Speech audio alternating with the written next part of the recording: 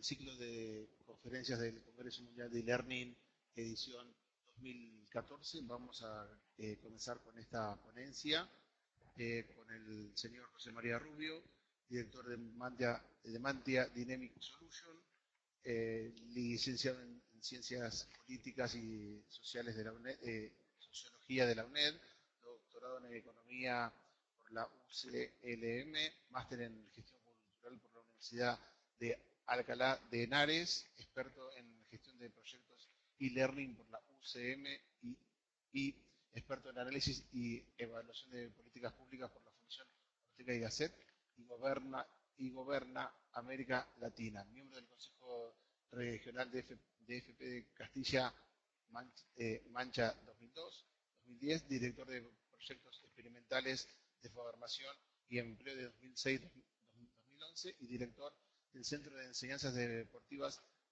Felipides, asesor y consultor de formación y educación, director regional FIP 2002-2012. Te paso el control de la presentación y tú comienzas. Ok. Hola, buenas tardes a todos. Buenas noches aquí, buenas tardes allá, ¿no? Bueno, pues voy a hacer la presentación de esta exposición, a la que curiosamente, bueno, pues al principio llama la atención, ¿no? Hablar de que el e-learning también es aprendizaje, parece que es obvio, ¿no? Que el e-learning también es aprendizaje, pero la realidad, los hechos son otros. El tiempo nos ha ido demostrando que efectivamente a lo largo de todos estos años nos hemos encontrado con un formato de e-learning que dejaba o distaba mucho de ser una metodología de formación y está más basada en todos los aspectos tecnológicos de desarrollo de herramientas y de útiles para la formación a distancia. Por ello, es un hecho y es una realidad que a muy pocos se nos sustrae que el e-learning no es solamente montar una plataforma de formación, X-Learning, Totora, Proline, Moodle o cualquier otra que muchos de vosotros conoceréis. Y en este caso, muchas veces pensamos que por el simple hecho de tener una plataforma e-learning, ¿vale?, en algunos casos muy aparentes, ya por el simple hecho de tener esta herramienta ya se produce el aprendizaje, ¿no? Y ocurre lo mismo que puede ocurrir en cualquier aula, ¿vale?, donde tenemos una pizarra, unos libros de texto, unos libros, unos manuales, pero todas esas herramientas y todos esos elementos no son suficientes para iniciar un proceso de aprendizaje. Hay otros elementos que inciden y que afectan evidentemente al desarrollo del aprendizaje en el aula. Y esto mismo ocurre con el e-learning. El e-learning, no olvidemos que es una metodología de aprendizaje. Y eso a muchos se nos ha olvidado, se les ha olvidado de que el e-learning es una metodología de aprendizaje. La realidad es bien distinta. Las tasas de abandono en la mayoría de los cursos online son bastante elevadas. Si vemos, por ejemplo, las nuevas tendencias en este caso que vienen de Estados Unidos, como pueden ser los MOOCs, que las universidades como el MIT o el Harvard pues han desarrollado a través de sus plataformas, las tasas de abandono en ese tipo de cursos se rondan el 90%. Yo no sé si ustedes, algunos de ustedes han realizado algún curso de este tipo con alguna de estas universidades o otras, ¿no?, que también se han subido al carro de los MOOCs y se han dado cuenta, bueno, pues lo caótico, ¿no?, de este tipo de aprendizaje. Sí que es cierto que evidentemente es una apuesta de estos grandes centros de aprendizaje por investigar y pulsar cuál puede ser la formación del futuro. En los másteres virtuales pues ocurre prácticamente lo mismo. La tasa de abandono son bastante elevadas, hablamos de un 35%, y inciden muchísimos aspectos en estas tasas de abandono. Tienen que ver, evidentemente, en muchos casos con el abandono y el aislamiento del alumno, la falta de contacto con el resto de compañeros y profesores, el material que se elabora, la metodología de aprendizaje, etcétera, etcétera, etcétera. Yo voy a hacer un breve recorrido, ¿no? por el e-learning, ¿no? Desde el año 1995, que aparecen los primeros Basic Support for Collaborative Working, que no eran ni más ni menos pues, que repositorios, los simples repositorios de información, ¿vale? Donde la gente, donde los profesores colgaban sus PDFs y los alumnos podían acceder a ellos. No hemos avanzado mucho más. Desde 1995 al 2014 todavía vemos que muchísimas formaciones e-learning que no son ni más ni menos que soportes de simples repositorios de información donde los alumnos pueden ir a recoger esa información y leerse de su casa. El concepto como de e-learning nace en 1996, ¿vale? Y nace ya con una tara, la tara de asimilarlo a la educación a distancia, a la formación a distancia, a la metodología de formación o de educación a distancia. Y esa tara la arrastrará durante muchos años, hasta que, bueno, pues estos últimos 2 o 3 años se está haciendo una profunda reflexión sobre la metodología de aprendizaje y se está abandonando, evidentemente, pues ese concepto o idea de que el e-learning es solamente educación o una formación a distancia. En 1997 aparece la primera UCT 1.0, ¿vale? Que es el primer sistema de administración de cursos basados en la web. En definitiva, no deja de ser también, aquellos que lo conozcan, no deja de ser también pues, un repositorio de información, ¿vale? Y podemos encontrar a partir de esa UCT pues, todo un corolario de plataformas, sistemas de e-learning que estaban basados en esa idea de colocar documentación ahí y no más allá de eso. ¿Vale? En 1998 aparece Blackboard, en el 2000 nacen los primeros LMS, ¿vale? Ya como un software de aprendizaje electrónico. ¿Vale? En el año 2000 aparece ClaroLine, curiosamente aparece en Europa, en Bélgica, esta plataforma. En el año 2000 también aparece el SCORM 1.0, que será el sistema, el patrón, el estándar para muchas de las plataformas, en concreto la de Moodle. Y en el año 2008 se recibe o se da un impulso desde el ámbito universitario, no solamente, como hemos visto, a través de los MOOC, sino que es precisamente dentro del ámbito universitario donde la enseñanza y las enseñanzas basadas en la metodología e-learning sufren pues, un cambio drástico con respecto a lo que se conocía anteriormente y una demanda por parte de los alumnos, que son bastante críticos, han sido bastante críticos con este tipo de formación y que ha obligado pues, a ir girando, a dar un cambio en cuanto a la forma de desarrollar este aprendizaje. A partir del 2008 se inicia la expansión del e-learning en todos los ámbitos, en la formación profesional, en la formación a lo largo de la vida, en la formación profesional aquí en España, en la formación in company, y empiezan a aparecer las primeras herramientas de autor, ¿vale? Las redes sociales, el mobile learning, la realidad aumentada, los escenarios y los entornos envolventes, como hemos podido ver en la exposición anterior que ha hecho Claudio. Debemos de considerar 3 etapas dentro del e-learning. Una primera etapa, una primera generación de e-learning, donde hay una muestra, hay un desinterés, una desafección por el factor humano en la formación, curiosamente, y en cambio una fuerte seducción por la tecnología. La tecnología lo acapara, lo abarca todo, y a todos los desarrolladores de contenidos, aquellos que desarrollaban unos contenidos en esos momentos, pues era más importante la plataforma, el entorno, las herramientas, que las metodologías de aprendizaje, que el enfoque hacia el alumno. Aparece una segunda etapa posteriormente, ¿vale? Ya debido a los errores que nos encontramos, evidentemente como todo está en constante evolución y en constante cambio, pues, y en el campo de las nuevas tecnologías con mayor rapidez, pues nos damos cuenta de que hay una serie de errores en esa primera apreciación para desarrollar el e-learning, ¿vale? Y se busca, en este caso, una identidad online basada en elementos como la calidad y la incorporación de tutores, fundamental e imprescindible en la metodología de enseñanza y learning. El tutor es un elemento básico, nuclear, junto a los contenidos, evidentemente, pero que sin él difícilmente el alumno puede conseguir con éxito las competencias a través de su aprendizaje o la mejora de sus capacidades. Es necesario, yo no voy a hablar en este caso de tutores porque no es la idea de esta conferencia, sino más bien centrarme en otros aspectos, ¿no? Pero me imagino que a lo largo de estas semanas habrá compañeros que en el Congreso hablen sobre el papel y el rol de los tutores en la formación y learning, fundamental.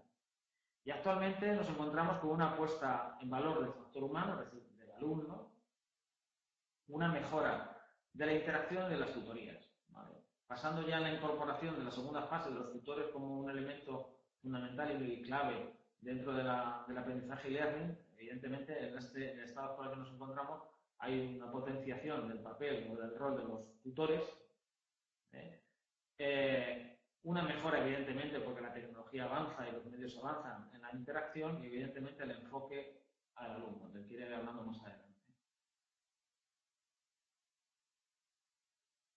El e-learning nosotros se puede considerar como una pirámide en la cual en la base nos encontraríamos con las tutorías, en los subvértices, la tecnología como un elemento fundamental, evidentemente, del e-learning, la evaluación y la acreditación de la formación, y otro elemento clave que son los contenidos, a los cuales a lo mejor yo me voy a extender un poquito más en esto, sin olvidarnos en lo que os he comentado antes, en la anterior diapositiva, en el papel o en el cambio que se ha dado, teniendo en cuenta ahora que el e-learning y ese enfoque hacia el alumno, ¿no? El factor humano en el e-learning, como habla pues Tony Bates o Craig Bates, que son grandes gurús ahora del e-learning, los que bueno, pues, están en esa constante revisión de lo que se está haciendo. Otro de los elementos que conforma, como os he dicho, en la pirámide, en este caso, son los contenidos, a los cuales pues me voy a ceñir un poquito dentro de la presentación. Y como os dije al principio, evidentemente, el e-learning no deja de ser una metodología, igual que es la metodología presencial en un aula, y los mismos patrones que se aplican en la presencial son aplicables, ¿por qué no?, al e-learning. Es decir, las metodologías y las teorías del aprendizaje que se aplican dentro de un aula presencial son susceptibles de poderse llevar a cabo también en un entorno de aprendizaje bajo metodología e-learning. Por ejemplo, podemos seguir a Gagné con respecto a las condiciones internas del aprendizaje y que podemos trasladar el aprendizaje se puede trasladar este concepto o esta idea de Gagné, ¿vale?, a la metodología e-learning. Por ejemplo, también se puede trasladar el diseño motivacional de Keller en el aprendizaje, la atención, prestar atención, la relevancia y la confianza y la satisfacción.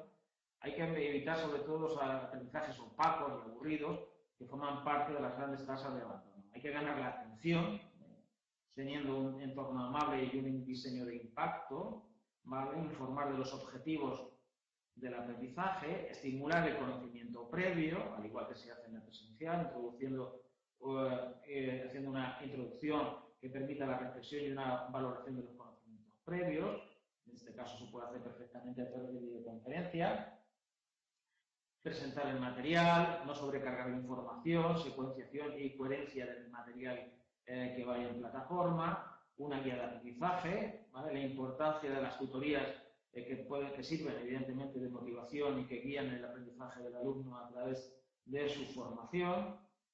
Suscitar el rendimiento individual, motivando el aprendizaje a través de toda una serie de técnicas que se pueden desarrollar, se deben desarrollar dentro del e-learning.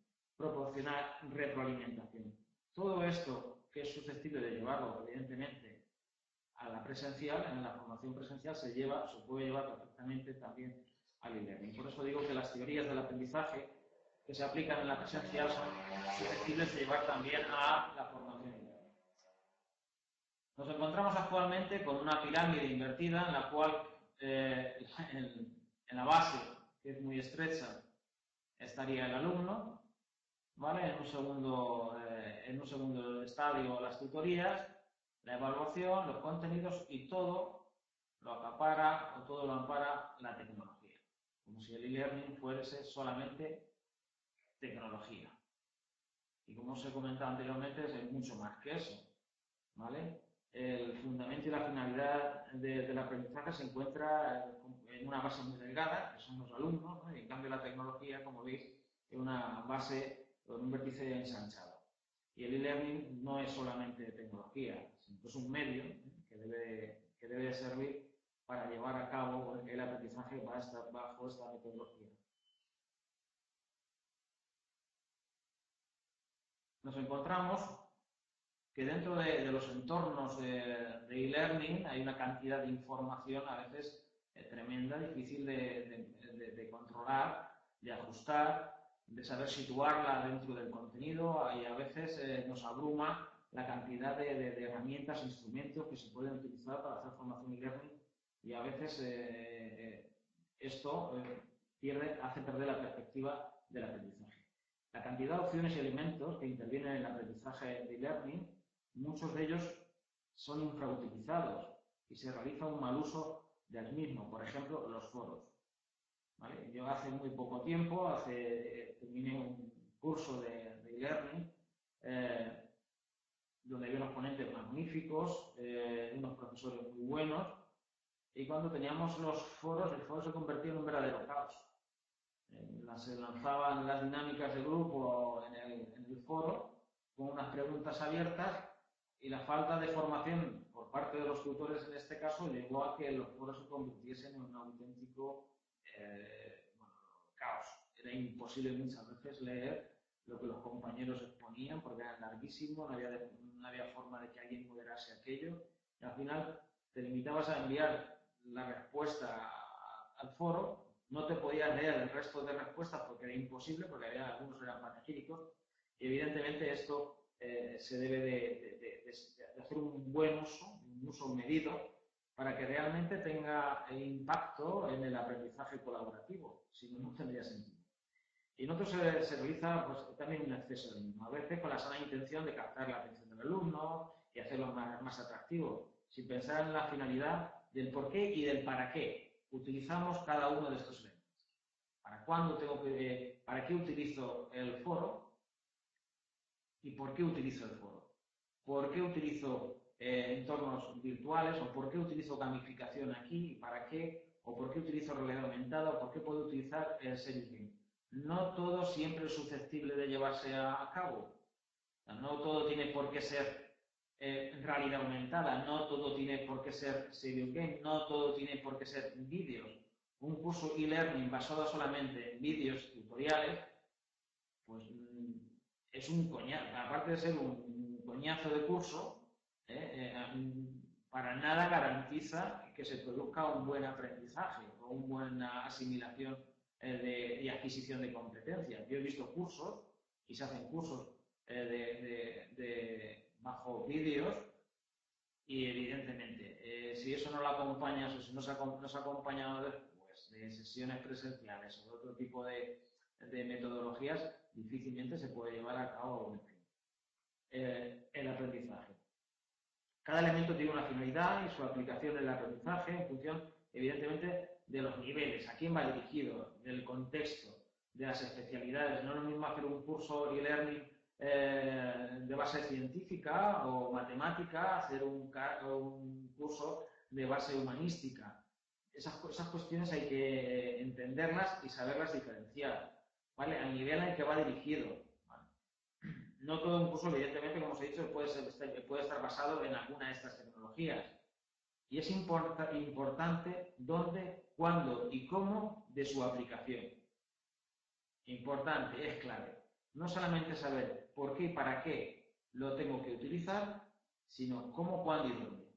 La idoneidad, el momento oportuno. Las tutorías no tienen una presencia capital en el proceso de aprendizaje, todavía se mantiene ese concepto de autoaprendizaje con el que nace el e-learning bajo el influjo de la formación a distancia o de la educación a distancia. Y en cambio, el tutor, que le debe de tener un papel activo y muy participativo y debe de guiar todo el proceso de aprendizaje del alumno, se convierte en algo, en algunos casos, en algo residual o marginal. La finalidad de cada una de estas cuestiones a las que me estoy refiriendo, ¿vale?, es centrar, en la que estoy centrando esta exposición, la necesidad de que los contenidos tengan un enfoque eminentemente pedagógico, fundamental.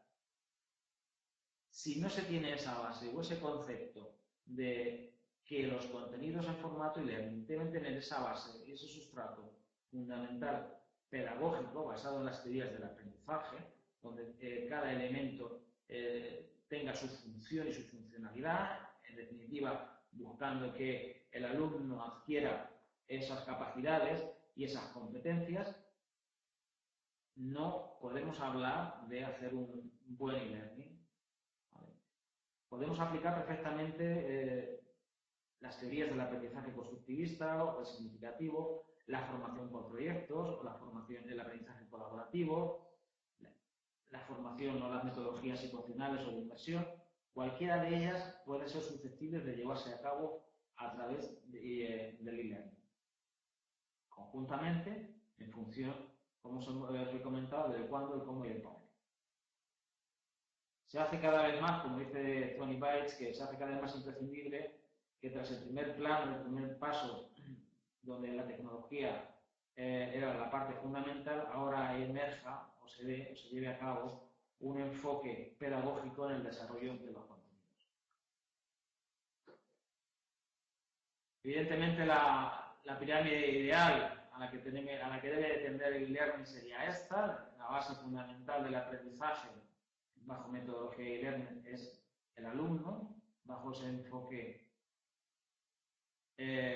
humano más humano del aprendizaje en e-learning, el contenido bajo ese enfoque pedagógico que facilite en los aprendizajes y la adquisición de competencias, las tutorías y el apoyo del profesor, evidentemente la acreditación, y la tecnología debe de pasar a un plano más de carácter residual, no como ahora también. Evidentemente, siempre que hablemos de e-learning, siempre estará ahí la tecnología, pero la tecnología no puede ser todo en el e-learning. Y debe de serlo. Debe ser un medio para el aprendizaje. Y hay dos cuestiones fundamentales que hacen que el enfoque pedagógico sea necesario en el desarrollo de contenidos en e-learning. Una de ellas, la formación a lo largo de la vida. Cada vez más en nuestras sociedades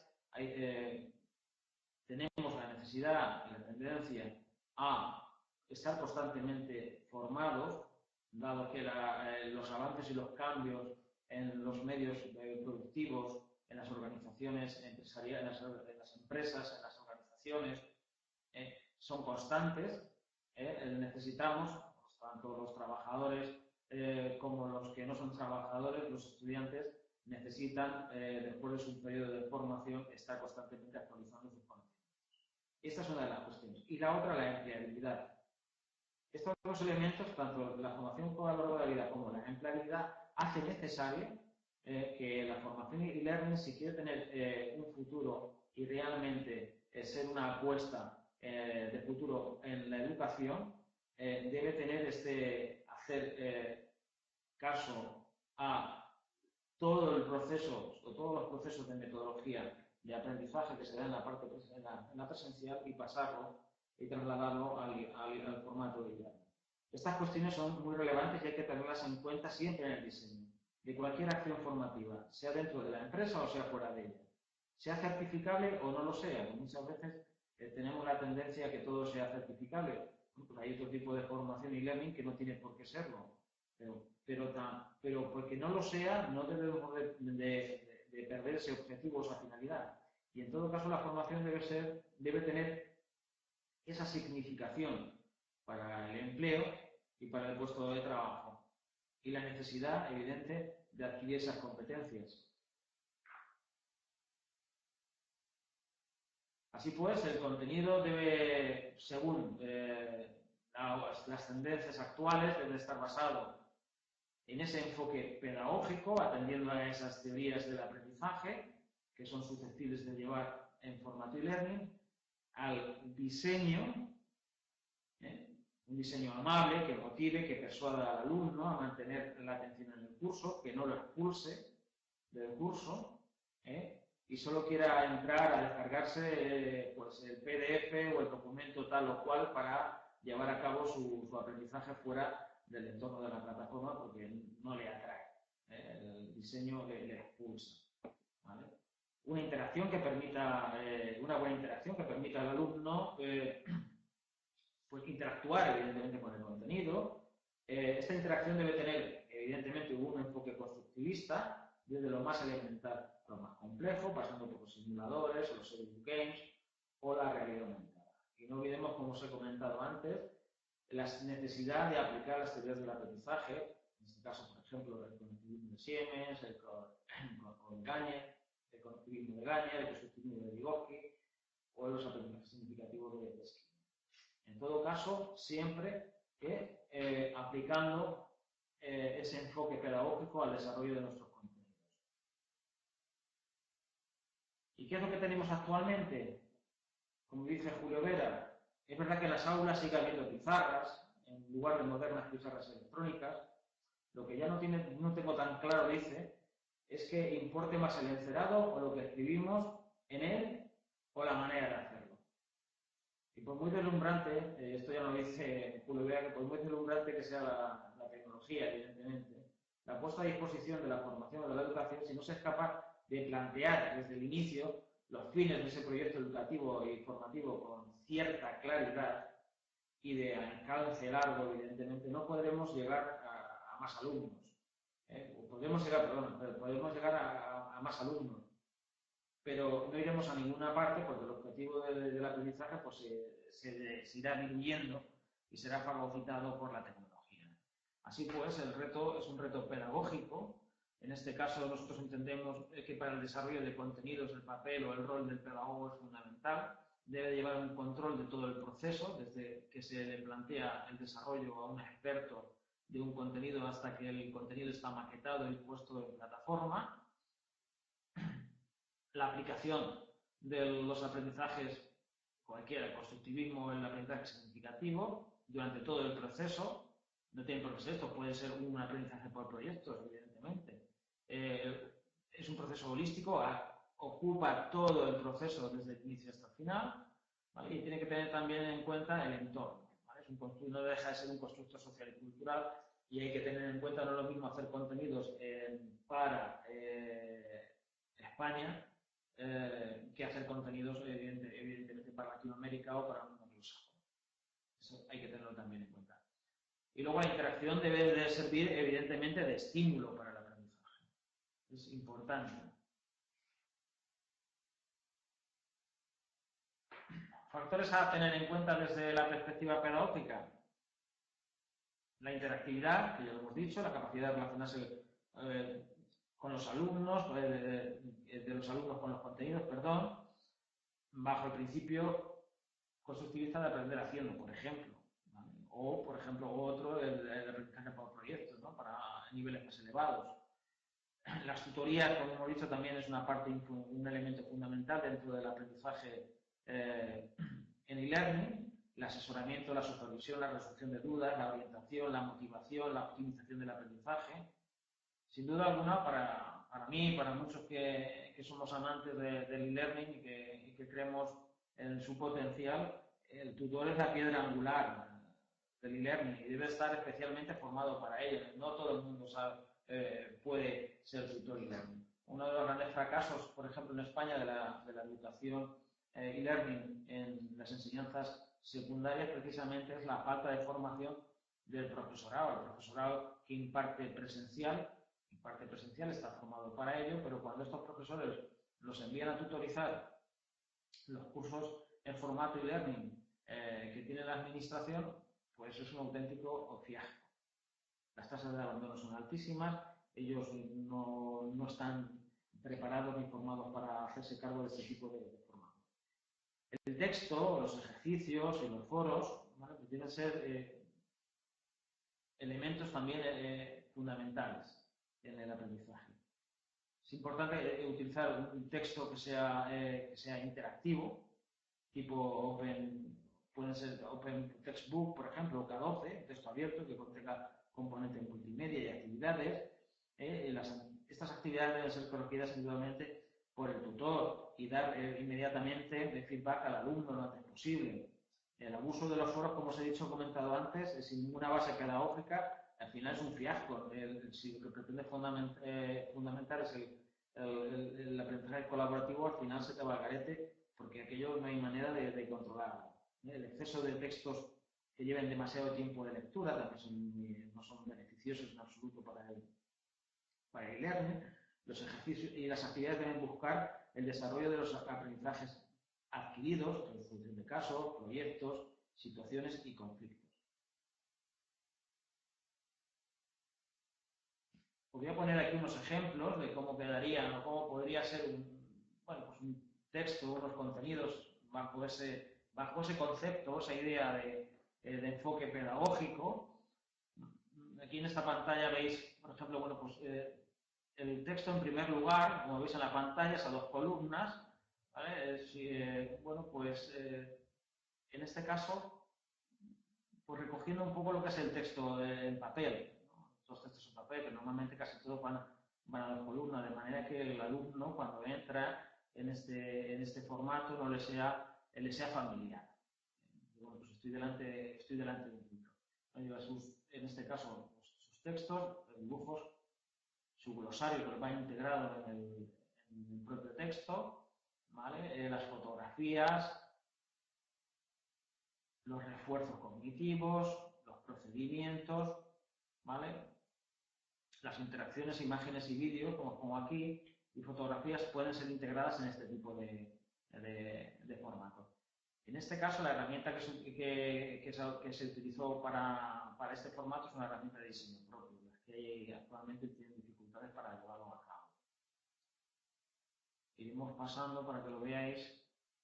Por ejemplo, si pasamos la anterior, tenemos aquí, ¿vale?, esta infografía que, bueno, si el alumno cliquea, ¿vale?, y dice ampliar para verlo con más detalle. El alumno cliquearía, lo vería con más detalle. En este caso, lo que se pretende también es que el alumno no esté constantemente viajando de atrás para adelante, sino que en la misma pantalla donde el alumno está trabajando, ¿vale?, le aparezca toda la información. En este caso, el alumno pincharía en esta pantalla que tiene aquí, cliquearía ahí y le aparecería esa imagen resaltada con mayor detalle en esa misma página, sin tenerse que desplazar. Aquí tenemos un refuerzo cognitivo visual, ¿vale?, reforzado también con esta fotografía. Aquí tenemos un cuadro procedimental, ¿vale?, para facilitar el aprendizaje constructivista, con un refuerzo de información sobre este cuadro procedimental, un vídeo explicativo, ¿vale?, información en acordeón. Bueno, esto lo podéis encontrar ya en bastantes formatos y ya, de manera que, bueno, que el alumno igual al cliquear ahí tenga la información en esa página sin tenerse que estar desplazando de una a otra. Aquí tenemos otro, en este caso es un concepto procedimental, ¿vale? Inmovilización segura en la extracción de un casco en caso de accidente, por ejemplo. Es un procedimiento, ¿vale? Pues lo que intentamos en este procedimiento, que ocupa un contenido mayor a una página, lo tenemos paginado. El alumno entraría ahí en esta pantalla y para ver toda la información relativa a este concepto procedimental no tendría que estar desplazándose, lo tendría aquí, ¿vale? Página 1, clicaría en la página 2 y tendría la información sin tenerse en la misma pantalla. Bueno, tenemos un cuadro cognitivo, ¿vale?, y un slide, ¿vale?, informativo, que podéis ver ahí.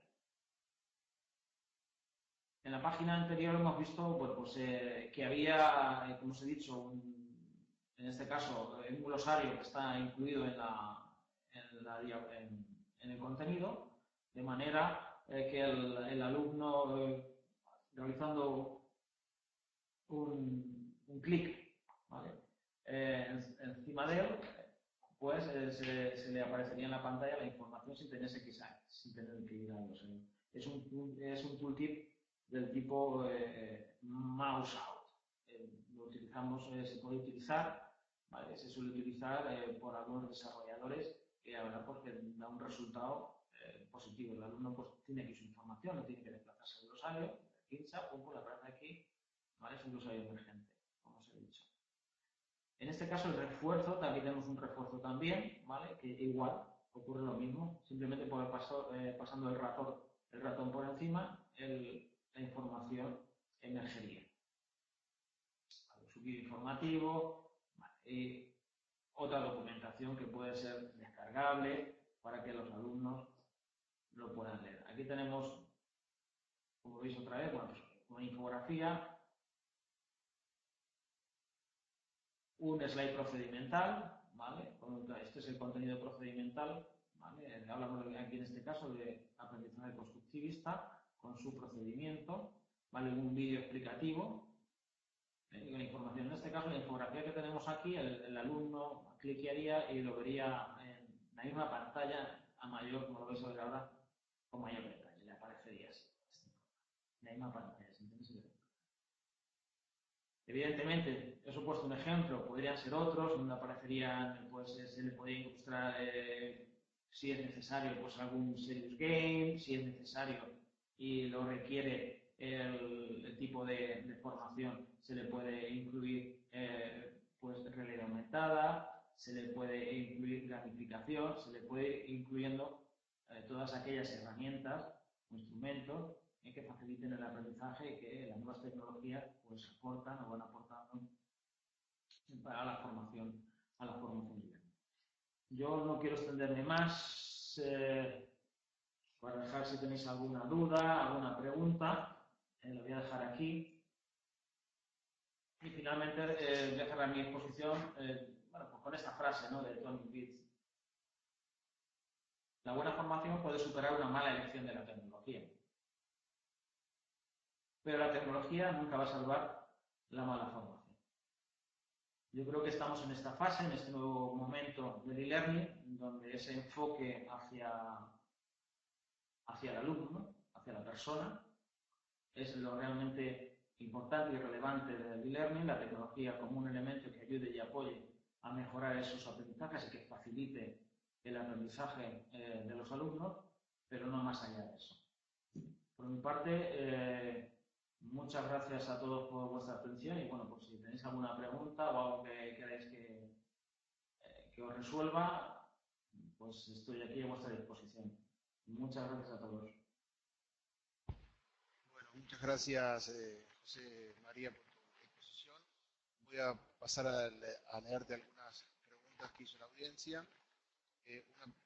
La primera pregunta es, ¿cuáles herramientas recomendarías como básicas para crear material y unidades didácticas de aprendizajes? ¿Qué herramientas se utilizó para crear el material que se presentó de GEM? Bueno, herramientas fundamentales, son herramientas de autor. Herramientas de autor hay muchas en el mercado. Hay herramientas estándar, ¿vale?, que hacen maquetaciones estándar, evidentemente. Y en este caso hay herramientas como esta que habéis visto, bueno, como herramientas que maquetan el contenido que habéis visto anteriormente, que son de diseño ad hoc. O sea, son diseñadas, en este caso, por la empresa que lo desarrolla, ¿vale?, para él, no están en el mercado y que le permite, pues, el desarrollar y el diseñar ese tipo de formatos, ¿vale? Si hay una empresa, si tú quieres diseñar algún formato distinto a lo que hay, pues tienes que crear tú la herramienta de autor, ¿vale? Y necesitas la compañía o el conocimiento de informática, de manejar bien las herramientas de informática para ser capaz de diseñar algo que te permita maquetar así o de otra forma, ¿vale? Ok, otra pregunta más. ¿Cuál considera que la plataforma más completa de e-learning? Sé que depende de la plataforma, sino qué pretendo hacer. En su opinión, ¿cuál es o cuáles son las mejores plataformas de aprendizaje electrónico y por qué? Vamos a ver, es que yo no creo que lo importante es la plataforma, porque volvemos a hablar de lo mismo, es decir, bueno, la plataforma, ¿vale? Lo he hecho en mi exposición. Bien, las plataformas tecnológicas, todas las que hay actualmente, todas, ¿vale?, son plataformas buenas. Han ido avanzando conforme a los tiempos, tienen una cantidad de prestaciones muy importantes, pero yo creo que es la herramienta. Lo importante realmente es lo que hay dentro de esa plataforma. Es decir, Si hablamos de Blackboard, que puede ser una buena plataforma, o de Tutora, o de Moodle, o de Cloreline, o de Chamilo, perdón, que son buenas plataformas, evidentemente, pero si luego dentro de esa plataforma lo que tienes es un contenido que deja mucho que desear, ¿para qué quiero tener una plataforma estupenda y buenísima? Me he gastado o he hecho una inversión en una buena plataforma y luego lo que tengo dentro, pues el contenido no responde, evidentemente, a las expectativas de un aprendizaje en formato e-learning. Pero bueno, cualquiera de las que os he comentado anteriormente, Blackboard, Chamilo, Cloreline, cualquiera de ellas son buenas plataformas. Moodle tiene la versatilidad de que está en constante evolución, que yo creo que también es una plataforma muy, muy útil, ¿no? Para muchos que no quieran hacer grandes inversiones en gastarse mucho dinero en una plataforma. Moodle pues les puede servir. Porque lo importante es el contenido, no la plataforma. Bien, voy por la próxima. ¿Qué herramientas serían ideales para trabajar con adultos mayores a través del e-learning, teniendo en cuenta la brecha digital presente? ¿Los juegos y las animaciones son una buena opción? ¿Me puedes repetir la pregunta porque no, te he ido entrecortado? Bien. ¿Qué herramientas serían ideales para trabajar con adultos mayores a través del e-learning, teniendo en cuenta la brecha digital presente? ¿Los juegos y las animaciones son una buena opción? Bueno, pues yo afortunadamente, y de esto puedo hablar, que sufrí esa experiencia, ¿no? Al principio, precisamente con personas mayores. Con personas mayores, personas que estaban ya trabajadores de residencias de mayores, personas ya de más de 50 años, con nulas competencias tecnológicas, es decir, no habían visto un ordenador en su vida. Y cuando nos enfrentamos a esa situación, yo era bastante escéptico. Claro, no se lo trasladaba a los compañeros que estaban conmigo en el proyecto para que no les amargase el tema, pero sí que es cierto que en el fondo yo pensaba, digo, no sé cómo vamos a solucionar esta situación con esta gente que no tiene ni idea y tenemos que hacer un curso. En este caso eran certificados que habilitaban a estas personas para ejercer la profesión en la residencia. Y bueno, pues ahí hubo dos factores fundamentales. Uno de ellos, la buena disposición y la motivación del alumno, que eso es importante, ¿vale? Al inicio, ¿vale? Cuando la gente inicia un curso y ya viene con buena predisposición, eso es importante. La segunda cuestión importante fue la gente que estaba detrás, es decir, los tutores y los dinamizadores que estuvieron detrás de aquel curso. Los tutores porque se volcaron con los alumnos, se volcaron, y los dinamizadores porque estuvieron siempre encima de estos alumnos. Cualquier problema que tenían, cualquier duda que tenían, siempre tenían a una persona a la hora que fuese para ayudarles. En las consultas, en las dudas que tenían, había ejercicios que no podían. Y se le fue, durante los primeros días, como no tenían competencias digitales ninguna, pues lo que se hizo fue hacer un curso, unas sesiones rápidas de acercamiento a las nuevas tecnologías, a manejar el ratón, a manejar el teclado, a entrar en el curso, a las cosas elementales y básicas. Y al final, el curso finalizó, duró 4 o 5 meses, estas personas se fueron muy satisfechas, nosotros más todavía, evidentemente, porque fue un éxito, en este caso, que estas personas mayores finalizasen. Yo creo que la clave fundamental está, evidentemente, en un contenido, como hemos visto, que sea adecuado, y luego al tutor y al personal de apoyo. Aquí les llamamos dinamizadores, que son las personas que están detrás del seguimiento del curso, ¿no? Que tienen cualquier problema, el alumno, problemas de carácter técnico, ¿vale? Y la asistencia se la da a esta persona. Y el tutor, porque les motivó. Evidentemente, siempre se está dando feedback a sus ejercicios, respuestas, hubo mucho trabajo colaborativo en los foros, que estuvo bien conducido, y la verdad es que fue un éxito. Yo creo que esas dos claves son fundamentales de eso. Que sea un curso, el papel del tutor, del dinamizador, y luego que el contenido sea accesible, evidentemente, que sea fácilmente manejable, que no sea un contenido farragoso, complicado para este tipo de alumnos. Bien, esta que está ahora creo que la contestaste, pero si la querés ampliar, indica el contenido es y será siempre el más importante y no la tecnología. Sin embargo, no hay buenos recursos de aprendizaje. El aprendizaje también es limitado. ¿Qué recursos y herramientas utilizarías siempre o la mayor parte del tiempo en la metodología e-learning? Bueno, yo creo que hay bastantes herramientas. Lo que no hay a lo mejor, lo que no hay, o no hay no hay disposición, porque es caro, evidentemente, el llevar a cabo, desarrollar ciertos contenidos con algunas herramientas. Por ejemplo, el hacer cursos de e-learning, hacer formación e-learning con simuladores, que se pueden hacer perfectamente, eso es costoso. ¿Vale? Tener laboratorios disponibles para que los alumnos puedan hacer prácticas desde su ordenador, eso es caro, ¿no? Eso es evidentemente uno de los hándicaps. Pero a partir de estas cuestiones, yo creo que estamos hablando siempre de temas económicos. ¿Vale? Yo creo que con el tiempo esto se irá cada vez ajustando más. Por ejemplo, el tema de la realidad aumentada. El problema que tenemos ahora con la realidad aumentada es que hay que empezar a trabajar con herramientas que te permitan maquetar realidad aumentada, porque no existe, o sea, no hay ahora mismo. Se están empezando ahora a diseñar herramientas de este tipo. O, por ejemplo, hacer vídeos, hacer un buen vídeo, un vídeo profesional, que cuesta también dinero, evidentemente, y encarece bastante el aprendizaje. Pero yo creo que hay otro tipo de herramientas que pueden facilitar el aprendizaje que no son tan caras. ¿Vale? Porque hay mucho disponible, hay mucho material disponible en la red que puede ser susceptible de llevar al e-learning. Y luego, si con un poquito de conocimiento de informática se pueden desarrollar algunas cosas bastante asequibles, ¿no? Para llevarlas a cabo. Pero yo creo que es más que suficiente ahora mismo para herramientas para llevar a cabo un buen e-learning.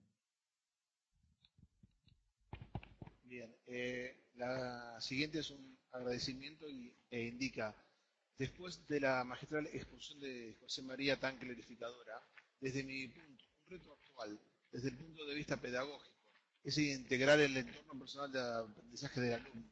¿Qué claves debería de guiar el trabajo del tutor? Pero repítemela porque no te doy el final, perdona. Bien, bien. Después de la exposición de José María tan clarificadora, desde mi punto, un reto actual, desde el punto de vista pedagógico, es integrar el entorno personal de aprendizaje del alumno. ¿Qué claves debería de guiar el trabajo del tutor? El trabajo del tutor en la formación e-learning, por supuesto, yo creo que tiene tres vertientes. Una de ellas que debe de servir, que yo creo que es muy parecida, al igual que la que hay en la presencial, en este caso, que es la de guía del aprendizaje, no, que como digo, es exactamente igual que la que pueda tener un profesor en un aula presencial. Luego, una implicación un poco mayor, en este caso en la motivación.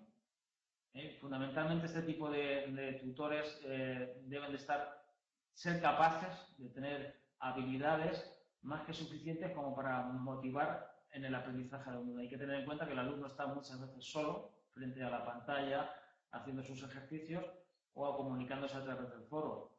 Y muchas veces pues el apoyo, la mano del tutor que está siempre pendiente de él, dándole el feedback que necesita, porque los alumnos necesitan que las respuestas sean rápidas. Yo creo que esa sea otra de las cuestiones, ¿no? Que sea un buen guía, que motive el aprendizaje. Y luego yo creo que otra cuestión fundamental de los tutores es que tengan un conocimiento profundo de todo lo que mueve las tecnologías y todo lo que mueve el campo de la comunicación a través de Internet. Eso es fundamental. Es decir, no puedes tener a un tutor que no conozca los procedimientos o procesos de comunicación en entornos virtuales, que conozca el manejo de las redes, que conozca el manejo de los foros, que conozca pues, todas esas tendencias y luego abusos de la comunicación en Internet. Yo creo que eso es fundamental. esas cuestiones, lo que es un buen guía, un buen motivador y con un conocimiento profundo de las nuevas tecnologías de la comunicación a través de Internet. Bien, voy con dos más. ¿Son las herramientas sincrónicas un recurso tecnológico imprescindible para motivar el contacto con alumnos? Yo creo que es importante.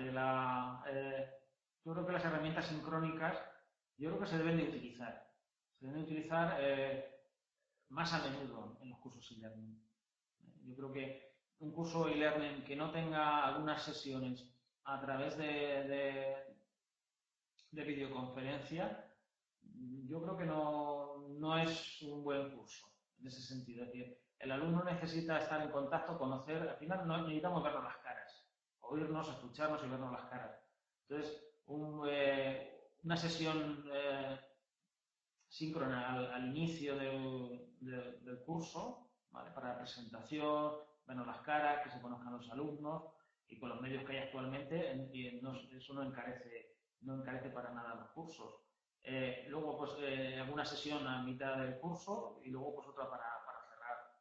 Depende también del tipo de contenido. Hay a lo mejor contenidos que sí que requieren una mayor uso de la formación sincrónica. Hablo, por ejemplo, para graduados o titulados superiores, a lo mejor es necesario hacer más sesiones o algunas sesiones sincrónicas con ellos. Sí. Para mí es fundamental. Bien, una más y ya estamos terminando, José María. Creo que coincidirás conmigo acerca de que la gran ventaja del computador frente al ser humano, profesor, tutor, etcétera, es acumular datos y permitir análisis. ¿Esa es la única ventaja que ofrecen las plataformas? El contenido sigue siendo el rey. Yo creo que el contenido, esa buena pregunta.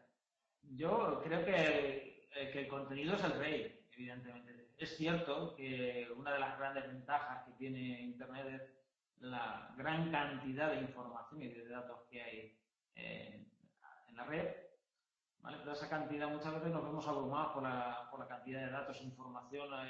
Somos grandes compiladores de datos, los guardamos en carpetas que luego muchas veces ni accedemos a ellas, los tenemos ahí guardados y luego ni accedemos. Pero yo creo que un buen contenido, bien desarrollado, bien estructurado, bien revisado, el contenido no es una cosa fija. Yo no hago un curso hoy de e-learning y siempre sé que es inmutable el año que viene y al siguiente y al siguiente, no. Lo tendré que revisar, añadir o quitar, poner y evidentemente en esa revisión, ¿por qué no? Introducir pues las redes sociales, información que va surgiendo, va apareciendo en la red que puede ser interesante y puede ser relevante para el alumno. No cualquier cosa, evidentemente no vamos a poner algo que ya está información obsoleta. Por eso un curso en formato e-learning es como el que podemos dar en presencial. El profesor se debe de preparar todos los años su clase, ¿vale? No ir a la clase y soltar el mismo rollo todos los años que ya se lo tiene aprendido, sino que tiene que innovar, tiene que formarse él, acercar nuevas tendencias y nueva información al alumno, y en el e-learning pues es exactamente igual. O sea, los contenidos e-learning son revisables y se deben de revisar y hay que aportar la información que el alumno necesite en cada momento, sin que se vuelva loco buscando en las redes. Hay que organizar esa información y el contenido de e-learning yo creo que puede servir perfectamente para eso también. Bueno, ahora te voy a dejar el saludo de Claudio. Gracias, José María, en nombre de todos los miembros del Congreso, por tu excelente conferencia y por tu ayuda económica a este Congreso. Mantia es la única institución educativa que nos respalda económicamente, además de su respaldo académico. José María, en nombre de todos, te digo muchas gracias. Gracias a vosotros. Bueno, de esta manera damos por finalizada la tercera ponencia del día. Nos esperamos a todos a las 17 en la siguiente. Gracias a todos. Buenas tardes. Gracias. Chao, chao.